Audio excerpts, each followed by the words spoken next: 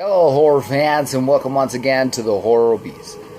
Today I'll be talking about the Wailer Trilogy. Now, I didn't watch these movies back to back.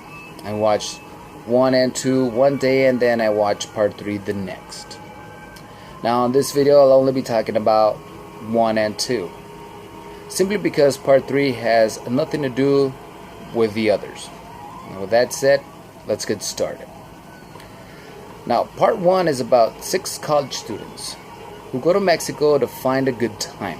After having trouble finding a hotel, they encounter a man named Juan. Juan tells them that he has a cabin in the mountains in the middle of nowhere for rent. Juan convinces them to rent it and escorts them to the cabin. Once there, Juan tells them about one rule that he has.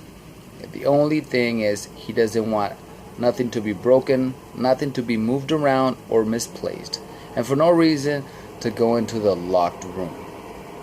But what Juan forgot to tell them was about the evil curse. It was about the evil legend haunting the cabin and its surroundings. The legend of La Llorona.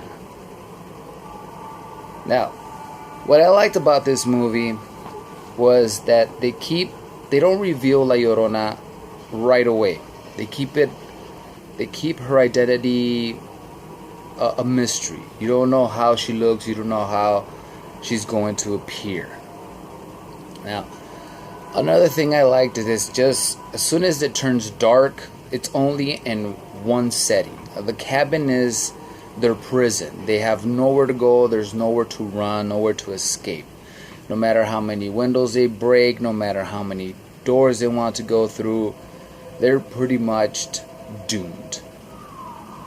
Now, another thing I enjoyed about it is that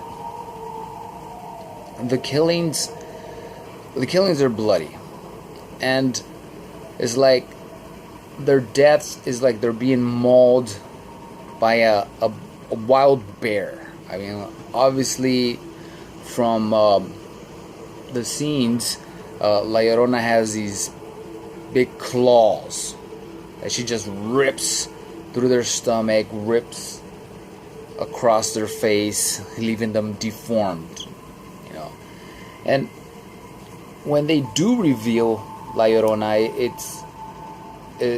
it's a creepy reveal. You get to see this demon.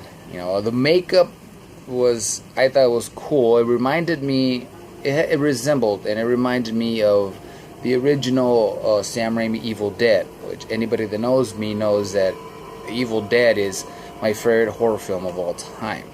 So I thought that was cool. And just when you think you're gonna have 2 survivors, well, you're wrong. All you get is the final girl. And the final girl is the only name I remembered, and only because it's used on the second movie. Because part 2 is a continuation to part 1. Now, part 2 is about the final girl's father, who her name is Julie, because it's the only name I remember. Who Julie's father is searching for her after her being missing for so long, and being missing in Mexico, and nobody has told her if she's either dead or alive. And upon searching for her, he comes across the legend of La Llorona, and that legend is centered around the cabin where she was last seen. Now, the police have a red light on him, because apart from being the father of the only survivor of part 1, he's linked to the murders in how he sees them happening at the time that they're occurring. Now, a thing I like about part 2 is that it has a little more of a comic relief to the film. There's a little comedy to it. The deaths are still bloody. but there's some comedy to it. And a thing I really don't like about it is that the whole movie is just about not that I don't like it. I mean, it's an interesting aspect to it. I mean, it's totally a different departure from part one, but it's only a father trying to save his daughter from this evil entity that's taken over her.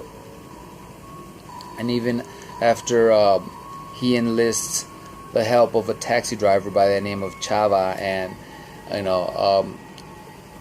him being intrigued by the story, or being intrigued by his reasons of trying to find his daughter and getting rid of the spirit that has grabbed a hold of her, he continues to help him no matter what the consequences are. And Chava does face some consequences, and even though he's forewarned that still helping Julie's father will bring darkness to him, or dire consequences, he still goes about, because he feels that it's not an obsession of his father. It's not an obsession of Julie's father, but it's a desperation of a father trying to save a daughter. Now, not to spoil too much about the movies, but I really hope that you get to watch them.